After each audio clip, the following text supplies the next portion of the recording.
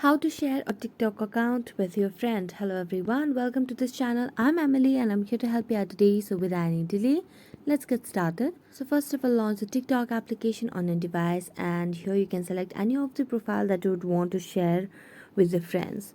So I'm going to select on this particular profile over here. So you just have to tap on their profile name over here and it will lead you to their profile. Now what you have to do is you have to tap on the share icon at the top right corner of the screen, and you'll be able to see different options over here. So you can share it on different social media platforms. Here I'm going to select on Telegram over here. As you tap on Telegram, you'll be able to send it to a friend who you want to share it to. So I'm going to tap it over here and then tap on send. And there you go, you have shared a TikTok account with a friend. So thank you so much for watching this video. If you enjoyed watching it, don't forget to like, subscribe and hit the bell notification for more updates. That's it for today. See you next time.